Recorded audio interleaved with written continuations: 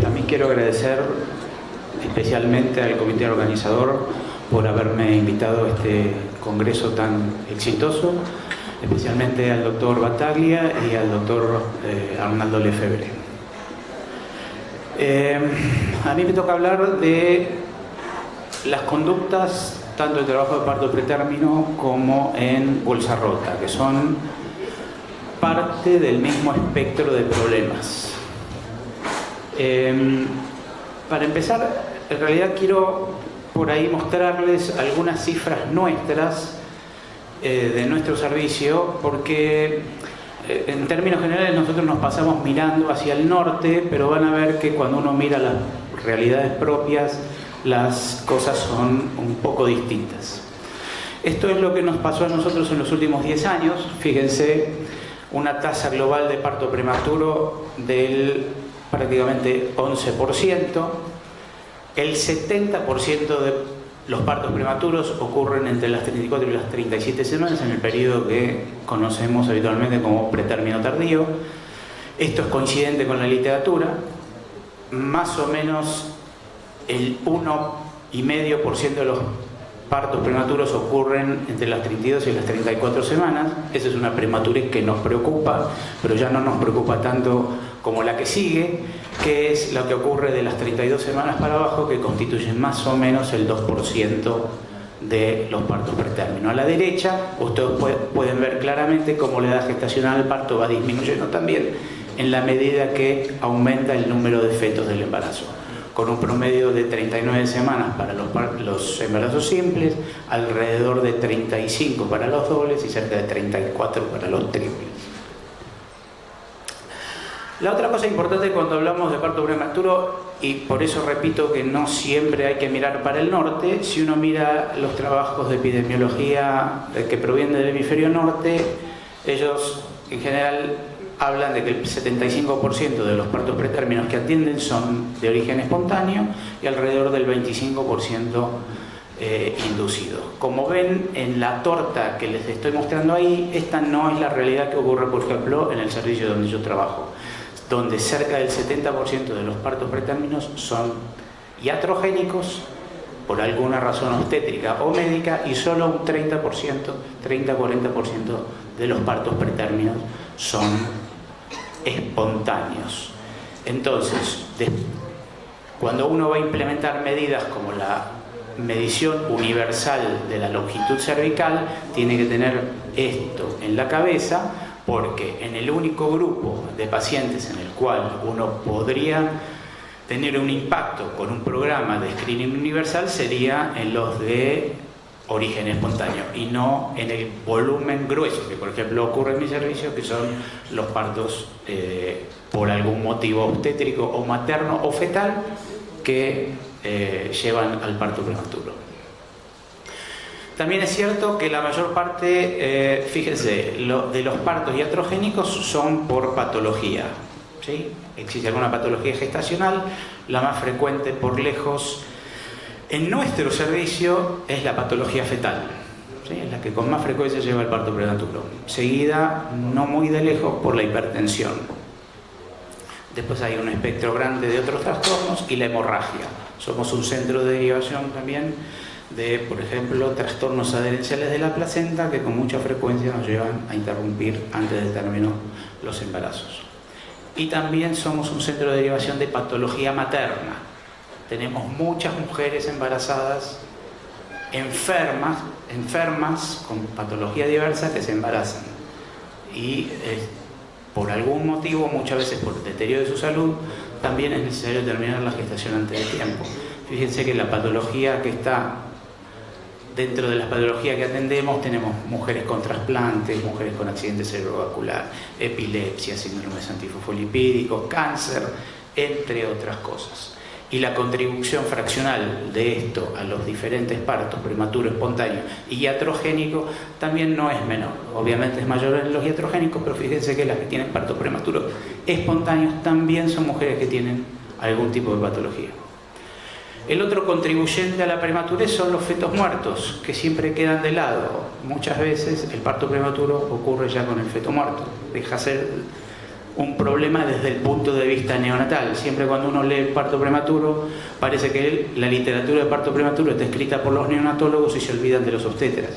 En este caso, en el caso particular de la contribución de la muerte fetal, es un problema que nos atañe básicamente a nosotros y no a los neonatólogos. Y el otro aportante a la prematurez es el embarazo gemelar. Nosotros también somos un centro de derivación de embarazos gemelares que, en términos generales, como pueden ver, depende del tipo, depende de la edad gestacional, llegan a contribuir entre un 15 y un 25% a la totalidad de partos prematuros. Si bien no es el tema central de esta charla, no puedo dejar de hablar, igual que el doctor Arnaud, de la prevención, porque hoy existe la potencialidad de prevención primaria en parto prematuro. Y básicamente existen dos estrategias de valoración de riesgo, uno que no cuesta ningún dinero, que es el interrogatorio, y la otra que sí cuesta dinero, que es hacer ecografías. Básicamente, el factor de riesgo más importante de parto prematuro es haber tenido un parto prematuro previo. Y eso solo sale con el interrogatorio. Y eso ya nos permite llevar acciones. Hoy día sabemos que en aquellas mujeres con antecedente de parto prematuro, la aplicación de progesterona, por la vía que se disponga. En principio los americanos recomiendan la intramuscular, el resto del mundo recomienda la intravaginal.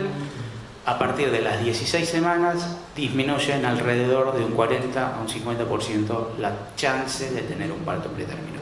Después existen otra serie de factores de riesgo que no podemos modificar, pero hay otros factores de riesgo, llamémoslo sociales, socioeconómicos, con los cuales sí podemos trabajar y también con los cuales hay demostración de que disminuye la tasa de parto prematuro. Por ejemplo, aquellas mujeres que tienen horarios de trabajo extendido, que hacen trabajo de alta demanda y de alta carga, el uso de drogas, el tabaco, etc.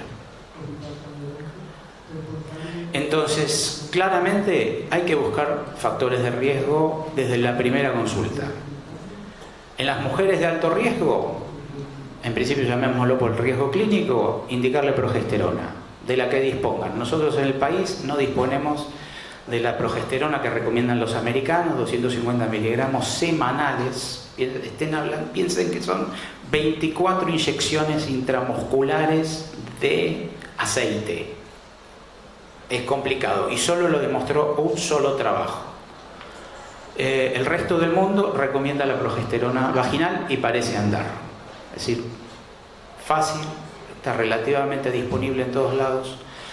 Entonces no podemos dejar indicar esto. Y después interrogar acerca del tipo de parto prematuro. Esto es fundamental porque las pérdidas del segundo trimestre temprano son distintas a los partos prematuros tardíos. Por ahí esa mujer entra dentro de una de dos estrategias: el cerclaje profiláctico, que hoy está menos difundido, o nuevamente la estrategia de medir el cuello por vía transvaginal e indicarle progesterona y dejar el cerclaje eventualmente para una segunda instancia en caso de que haya un acortamiento cervical, con puntos de corte variable, pero al principio, cuando empiezan las descripciones del acortamiento cervical, se pone como punto de corte el de 25 milímetros, pero es cierto que hoy la mayor parte de las sociedades internacionales hablan de 15 milímetros o menos. Y después, si hay que hacer screening universal o no en pacientes de bajo riesgo, es una cuestión que tiene que ver no solo con las capacidades del método, sino con la epidemiología del parto prematuro y la estructura de servicios y costos que haya en cada lugar. No voy a introducirme en la medición, en la técnica de la medición del cuello, porque ya lo hizo perfectamente el doctor Arnaud, nos mostró muy gráficamente cómo debe hacerse. Sí les muestro nuevamente cómo se ve un cuello normal a la izquierda y cómo se ve un cuello acortado a la derecha. Lo que tiene el aporte que hace la medición de la longitud cervical a nuestra práctica cotidiana es, como bien enseñó el doctor Arnaud, es que nos permite una muy buena estratificación de riesgo. Sin embargo, la longitud cervical es excelente por su valor predictivo negativo. ¿Qué quiere decir? Que si yo tengo un cuello largo, estoy casi seguro que esa mujer no va a tener un parto prematuro. Y cuando tengo un cuello corto, yo sé que esa mujer tiene mucho más riesgo que antes. Sin embargo, la mayor parte de las mujeres con cuello corto paren al término. Para eso existen otras facetas que uno pudiera aplicar. Bien, como mencionó el doctor Arnaud, la fibronectina, que trabaja en forma aditiva a esta, pero por lo menos en nuestro medio no disponemos de esto. Entonces, hay un montón de cuestiones por las cuales sí deberíamos hacer medición universal de cuello y hay otras tantas por las que no. La principal es que el screening universal de cuello, de la medición del cuello uterino, es muy sensible a la prevalencia del cuello corto, y a medida que ha salido progresivamente nueva literatura, bueno, muestra que en realidad todavía es más pequeña, la fracción potencialmente beneficiable es más pequeña de lo que uno pensaba antes. Con lo cual, si uno lo saca desde el número necesario para tratar, es decir, cuántas mujeres yo tengo que tratar para prevenir un parto prematuro, los números dan excelentes, 7 a 13, pero tengo que buscar en un universo enorme de mujeres para encontrar aquella que tenga el cuello corto. Ahora sí vamos a entrar por la parte que nos interesa a los obstetras, que son los problemas habituales. Bueno, esto también nos interesa. ¿Qué es el trabajo de parto prematuro? Definiciones hay un montón. Como de costumbre no nos ponemos de acuerdo. Lo cierto es que el problema clínico es la mujer con contracciones antes de término y o modificaciones cervicales. Si uno entra al parto prematuro por el lado de la obstetricia, la mayor parte de las mujeres que uno ve son mujeres con contracciones y modificaciones cervicales. Y muchas veces las salas de internación están llenas de estas mujeres. Para eso sirven herramientas como la medición de la longitud cervical e idealmente también la fibronectina, para no utilizar recursos en aquellas mujeres que sabemos que no van a tener parto prematuro. Necesitamos más estudios y ganar coraje para poder mandar a estas mujeres a casa en el momento en que hacemos el diagnóstico. Pero sigue siendo un problema. Y eventualmente aquellas mujeres con modificaciones cervicales, donde lo que sí es clarísimo es que la ecografía transvaginal es mucho más sensible que el dedo para poder detectar cambios en el cuello uterino de las mujeres, porque los cambios cervicales vienen de arriba para abajo y el dedo solo puede ver de abajo para arriba. ¿Qué hacemos nosotros cuando encontramos una mujer que nos consulta con signos y o síntomas de parto prematuro? Que pueden ser el dolor abdominal cólico, el dolor lumbar, la presión pelviana, modificación de pérdidas vaginales. ¿Les suena conocido? Sí, son síntomas normales del embarazo y también son síntomas sutiles de parto prematuro.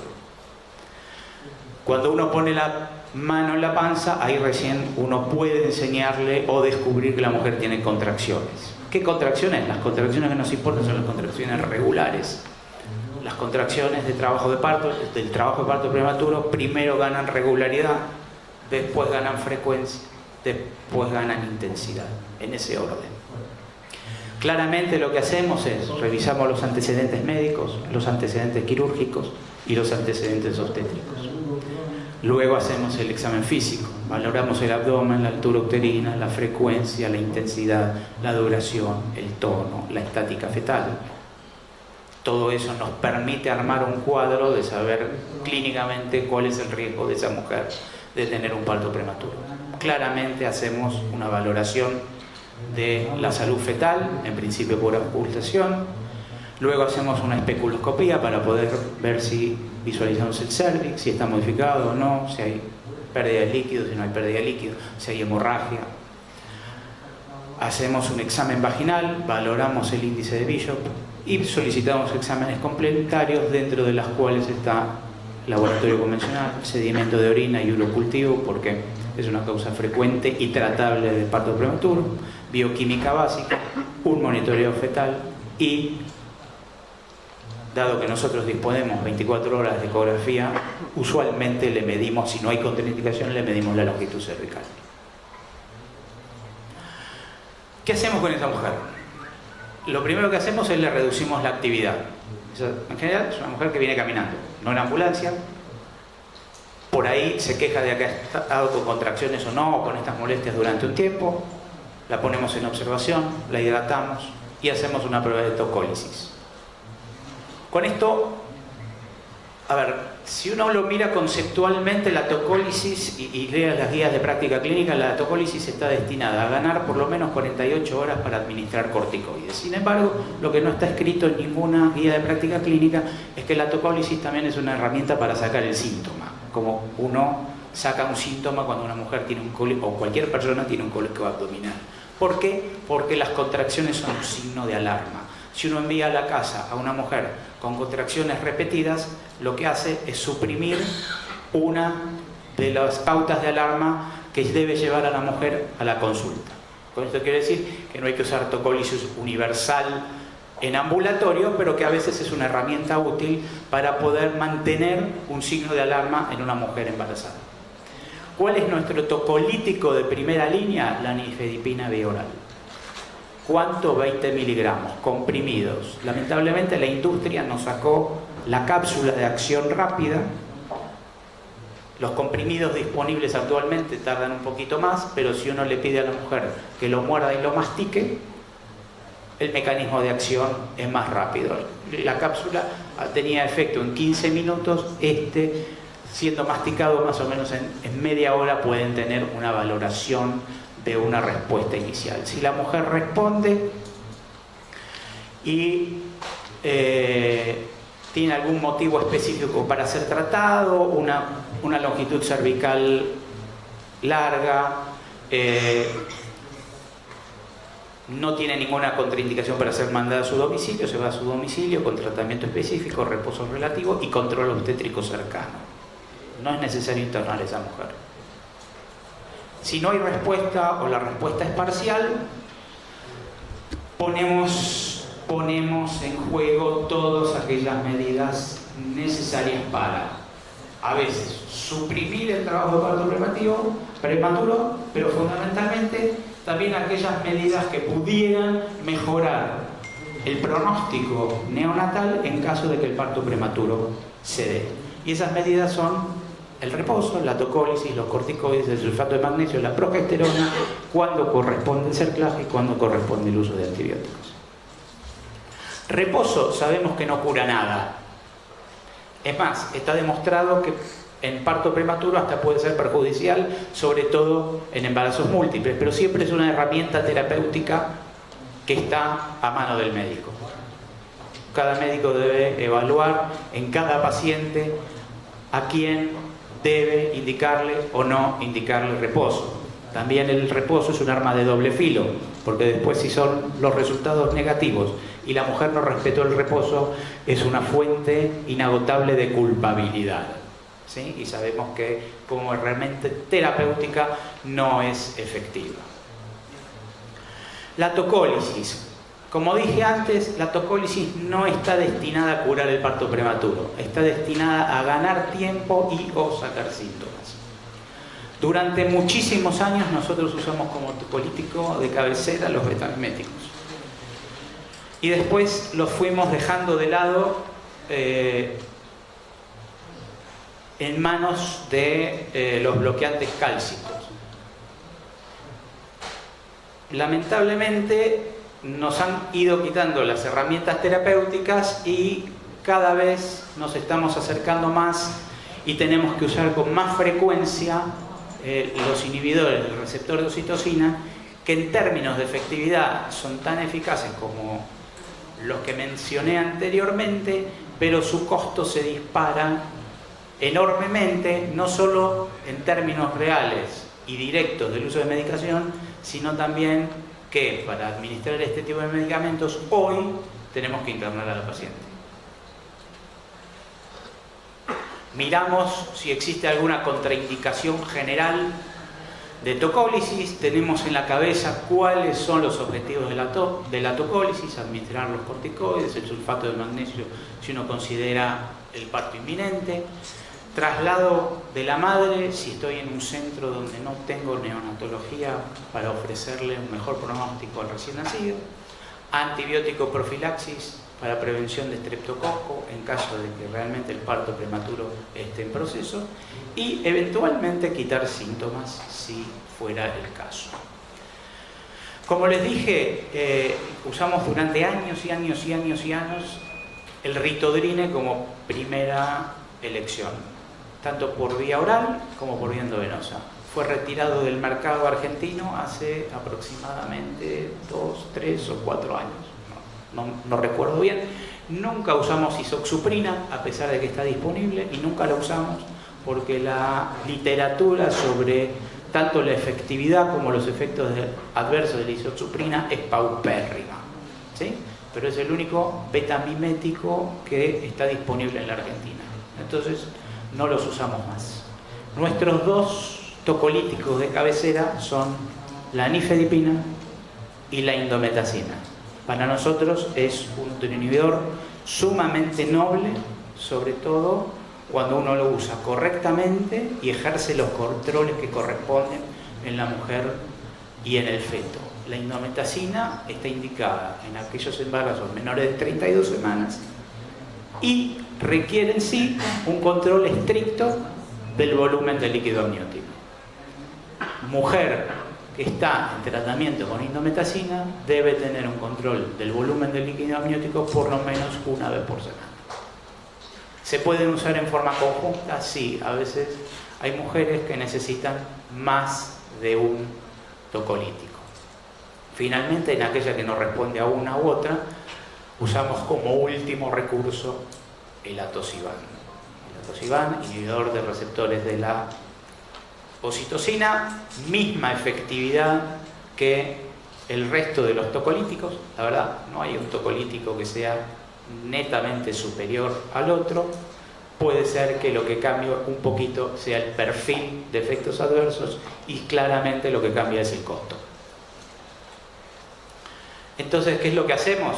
Le damos nifedipina para empezar, le pedimos a la mujer que mastique el comprimido para que tenga efecto más rápido, evaluamos la respuesta. Si no hay respuesta, le damos una segunda dosis a los 30 minutos, máxima dosis por hora 40 miligramos.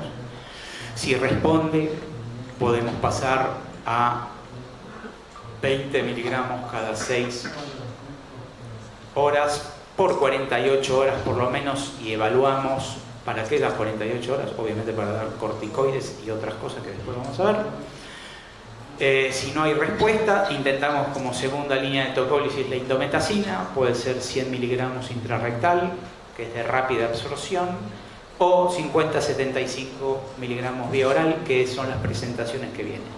La verdad que aparentemente no habría mucha diferencia farmacocinética entre la vía rectal y la vía oral, pero bueno, depende de qué disponibilidad haya de medicamentos y el servicio. El supositorio de indometacina requiere ser guardado en la heladera. Si ustedes no tienen heladera en el servicio donde guardar la medicación, necesitan, por lo menos el comprimido se puede guardar en cualquier otro lado. Si hay respuesta, mantenemos 1 o 2 tocolíticos por 48 horas mientras no haya contraindicación y reevaluamos. Y si no responde, pasamos al atosiban. Si no responde al atosiban, dejamos que el parto siga su curso, pasamos a manejo activo. Y si responde, bueno, seguimos con los corticoides. El corticoide no se le niega a ninguna mujer con riesgo de parto prematuro, ¿sí? Es la intervención más efectiva que se ha descrito en perinatología desde la década del 70 a la fecha. ¿Para qué recordarles que disminuye la mortalidad neonatal entre el 40 y el 80% aplicado entre las 24 y las 34 semanas, la incidencia de distrés respiratorio, encefalocolitis necrotizante y hemorragia intraventricular? Los esquemas son conocidos y no me voy a extender porque la colega que me sigue en las charlas va a hablar de esto, pero tenemos corticoides de depósito, la betametasona, que por lo menos está más disponible en nuestro medio, o la dexametasona. los intervalos y el total de dosis es un poquito diferente entre una y otra droga, pero son más o menos similares. Durante muchos años se habló de si hay que dar series únicas o múltiples de corticoides. Hoy la literatura, después de grandes estudios realizados, muestra que con una serie parece alcanzar un eventual repique si vuelve a ocurrir un episodio de amenaza de parto prematuro lejos del primero, podría ser efectivo. Lo que no hay que hacer es dosis repetidas en forma sistemática y semanal. Eso está claro. ¿Qué hay de nuevo en el mercado respecto de esto? Los corticoides tardíos. Durante mucho tiempo lo que hay que entender es de dónde provienen las recomendaciones. Cuando se hicieron los grandes estudios sobre corticoides, los criterios de inclusión de los estudios fueron mujeres con amenaza de parto prematuro entre 24 y 34 semanas. Entonces, cuando se hicieron los consensos sobre uso de corticoides, dijeron, bueno, si funciona en este grupo de mujeres, tenemos que recomendarlo en este grupo de mujeres. Nunca nadie había demostrado que sea efectivo o no en etapas más tardías. Lo cierto es que ya se han ido publicados varios estudios al respecto que muestran que el usar corticoides después de las 34 semanas pudiera ser efectivo para reducir el riesgo de distrés respiratorio, no tanto así la taquipnea transitoria, y esto es porque la taquipnea transitoria es también un fenómeno operador dependiente. Entonces, como ven ahí en los circulitos rojos, los diferentes estudios muestran heterogeneidad clínica en términos de la indicación. La verdad es que nosotros, más o menos siguiendo a los británicos, sí tenemos que hacer un nacimiento electivo antes de las 38 semanas. En términos generales, estamos aplicando un curso de corticoides si la mujer no lo recibió antes. Lo nuevo, lo más reciente, es la incorporación del sulfato de magnesio. El sulfato de magnesio fue la primera intervención que mostró disminuir la parálisis cerebral desde que fue descrita allá a fines del siglo XIX por un traumatólogo, que por otra parte le echaba la culpa a los obstetras, que eran los responsables de las parálisis cerebrales, por supuesto. Nosotros en el año 2013 implementamos una guía de práctica clínica para la aplicación de sulfato de magnesio como neuroprotector fetal en mujeres en amenaza de parto prematuro con inminencia de parto prematuro. Las dosis de carga son similares a las que todos están acostumbrados a utilizar en prevención de preeclampsia. Lo que cambia es que la dosis de mantenimiento es la misma, pero por un periodo mucho más corto de 4 horas. ¿Sí? ¿Y en quién está indicado? Bueno, en principio las guías hablan de en menos de 32 semanas. Lo que pasa que depende de cómo se use, es una medicación con efectos adversos, a veces severo, pero si uno toma los recaudos pertinentes, es una medicación más que segura y su uso puede verse liberalizado. Nosotros lo que hacemos es, antes de la dosis de carga, hacemos los controles vitales de la mujer, hacemos saturación y le tomamos los reflejos patelares. A mitad de la infusión repetimos los controles vitales y los reflejos patelares, y al final de la infusión volvemos a hacer los controles pertinentes. Pasamos el sulfato de magnesio con bomba para que no haya ningún accidente en la velocidad de infusión.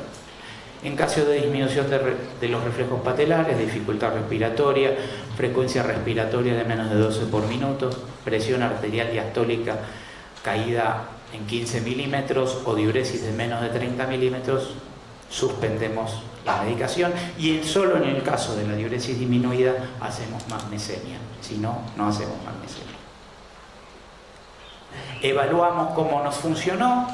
En el periodo 2013-2015, 103 mujeres tuvieron su parto entre las 24 y las 32 semanas. Analizamos 93 pacientes, una edad materna promedio de 32, edad media gestacional al parto de 29, 88% finalizaron por cesárea. Las causas de la finalización, básicamente la más frecuente fue la sospecha de compromiso de salud fetal, la preeclampsia, la coriomionitis, la hemorragia anteparto y el trabajo de parto idiopático, mujer que viene con trabajo de parto prematuro. Básicamente el 92% logró recibir un esquema completo, el 8% recibió un esquema incompleto, eso les habla de a veces la urgencia del parto pretérmino, y un 15% no recibió ninguna dosis, 12% por la urgencia del cuadro clínico, en general estas son hemorragias anteparto, y 2% porque no sabemos por qué no recibieron. Es decir, hoy sulfato de magnesio, corticoides, progesterona preventiva son las herramientas más fuertes que tenemos. Progesterona, todavía hay un montón de cosas por escribir de progesterona. Los americanos, dado que hicieron un trabajo en el cual usaron progesterona intramuscular, recomiendan 250 miligramos de progesterona semanales. Eso es terrible para una mujer. O la progesterona vaginal, 100 o 200 miligramos de acuerdo a qué sección de la literatura usar. Lo cierto es que no hay que darla por vía oral, porque la progesterona por vía oral no sirve para nada, porque tiene un primer paso hepático mayor del 80%. Lo único que logran dando progesterona oral es efectos adversos, cae terrible, ¿sí? Así que hay que usar la progesterona vaginal o intramuscular. Entonces, la progesterona, profilaxis en historia de parto prematuro previo, en cuello corto detectado por ecografía. No está demostrado que sirva como uteroinhibidor, si quieren llamarlo, una vez que la mujer está sintomática y detectan el parto pretérmino y en la bolsa rota, y no ha demostrado hasta ahora efectividad tampoco en embarazos múltiples.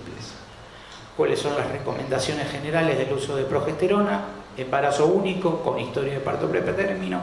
Si les gusta seguir a los americanos, 17-hidroxiprogesterona, 250 miligramos intramuscular desde las 16 hasta las 36 semanas, o 200 miligramos día, cápsulas hasta las 36 semanas por vía vaginal, si les gustan las recomendaciones de los canadienses, que parecen un poquito más racionales. Se ve que el frío más al norte les hace mejor.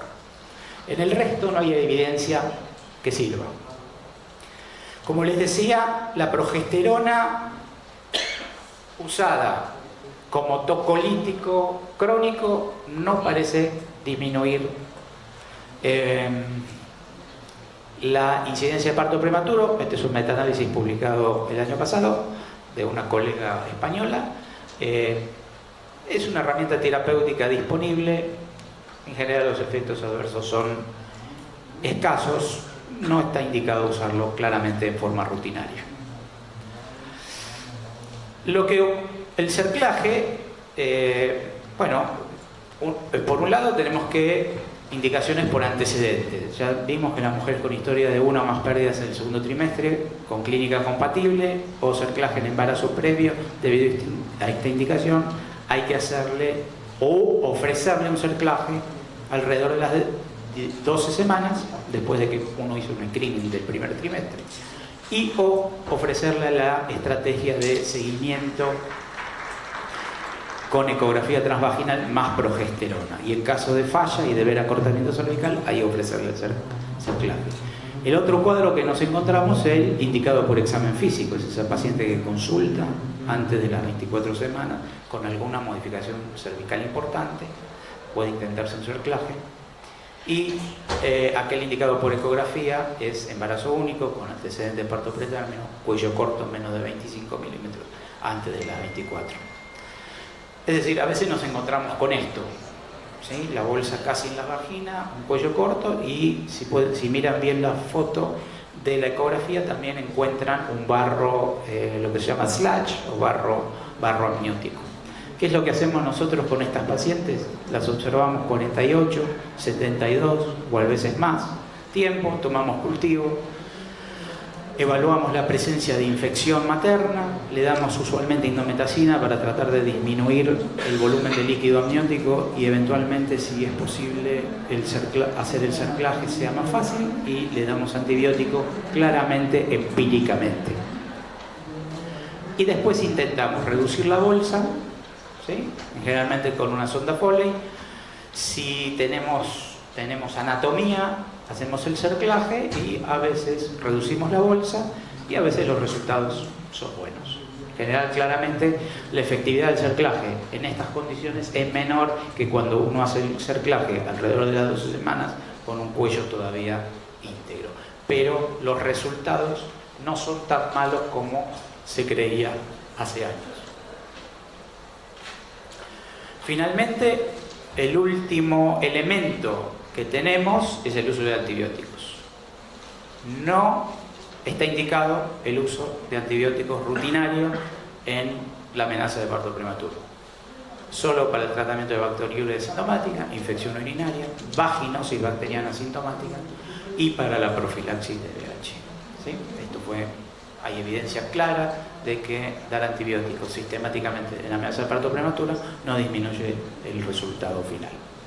Entonces, en prevención de parto prematuro tenemos pesquisa de marcadores clínicos y ecográficos, reposo relativo, tocólisis, progestágenos, sulfato de magnesio, cerclaje. Pesquisa de infecciones cervicovaginales, en realidad hay alguna evidencia que parecería servir, sobre todo en mujeres con antecedentes, pero la verdad es que todos los ensayos aleatorizados hechos con antibiótico y tratamiento de vaginosis bacteriana no mostraron disminuir la tasa de parto prematuro. Otras intervenciones, bajas dosis de aspirina, hay algunos trabajos que hablan que disminuye la tasa de parto prematuro, pero bueno, no es una práctica estándar dar aspirina para esta indicación. Hasta acá terminamos una línea. Se cumplió el tiempo de las dos charlas. De las dos charlas. Bueno, no importa. ¿Sí? ¿Me da 5 minutos? Puede ser 5 minutos. 5 minutos y hablamos de bolsa rota. Bolsa rota y parto prematuro es lo mismo. Es un fenotipo del mismo problema. ¿Qué tenemos que hacer primero? El diagnóstico. A veces es fácil hacer el diagnóstico, lo hace el kiosquero de la esquina y a veces es sutil. Nosotros, como elementos para hacer diagnóstico, usamos la cristalización y la nitracina. No usamos ningún dispositivo raro. Perdón, el espéculo, la cristalización y la nitracina. Tratamos de no tactar a las bolsas rotas. Cuando tenemos duda, dejamos a la mujer en observación, la hacemos deambular, vemos el paño, si está mojado, le hacemos cristalización, si no tenemos evidencia, la mandamos a la casa. Si hay evidencia, la internamos. Puede o no tener contracciones cuando ingresa. Entonces, si hay contracciones, evidencia de franco trabajo de parto, edad gestacional más de 36 o a veces más de 34, evidencia de infección o evidencia de compromiso de salud fetal, continuamos adelante con el parto. Si no, y hay alguna contracción o no hay ninguna contracción, intentamos el manejo expectante. Básicamente, dos grandes grupos. Antes de la viabilidad y entre las 23, tres grandes grupos.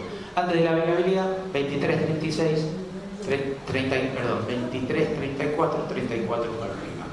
¿Qué es la viabilidad? Eso depende de cada lugar. ¿Sí?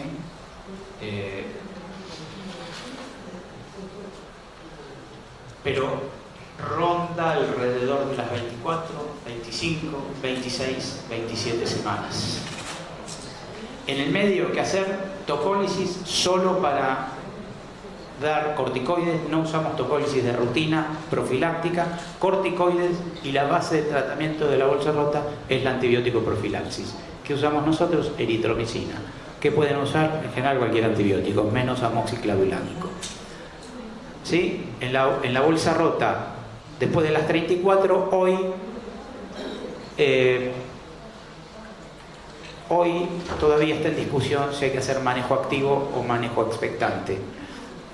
Ambos dos son posibles. Todo depende con qué neonatología cuenten. Paso por arriba la maduración pulmonar fetal, las situaciones especiales. Hacer partos, la vía del parto, solo voy a mencionar, bueno, esto respecto del manejo expectante de la bolsa rotante de término. No es menor la infección materna, sea durante el embarazo, la endometritis posparto, la placenta retenida, el desprendimiento de placenta. Por suerte la sepsis materna es rara. Si es vía vaginal o cesárea, lo que hay evidencia es que solo les quiero mostrar esto, hay evidencia de mejor resultados cuando la presentación es podálica. Después, en términos de resultados neonatales, parece ser lo mismo hacer parto o cesárea, y además hacer cesáreas en edades gestacionales muy tempranas aumenta muchísimo la morbilidad materna, ¿sí? Y sobre todo cuando es cerca de la viabilidad hay que tener cuidado con qué le está ofreciendo al recién nacido y cómo está afectando el futuro de la madre. Una palabra más respecto del asesoramiento y a nivel regional. Saben que existen grandes bases de datos sobre la evolución del recién nacido. Esto yo se los quiero mostrar en términos de cómo debe modificarse el asesoramiento en función de dónde uno trabaja. Esta es la página del NIH, el Instituto Nacional de Salud de los Estados Unidos. Fíjense, ustedes le cargan la edad gestacional, si es masculino o femenino, si hizo corticoide o no, y si es múltiple o no. Y les da una tablita con sobrevida sin morbilidad, etcétera, etcétera. Fíjense que para un recién nacido masculino de 750 gramos que recibió corticoide de un embarazo único, en Estados Unidos la sobrevida es de alrededor del 70%. ¿Sí? ¿Podemos asesorar nosotros en los mismos términos? Claramente no. Esta es la red Neocosur, como ven está la bandera también de Paraguay, participan maternidades y servicios de neonatología del Cono Sur, de nuestros países. El mismo recién nacido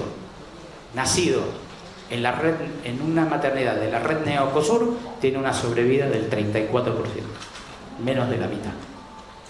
¿Sí? No podemos asesorar a nuestras pacientes, ni podemos actuar con nuestras pacientes de la misma manera que se manejan en el hemisferio norte. Copiar no sirve, hay que adaptar, hay que tomarlo mejor, pero adaptarlo a nuestras realidades.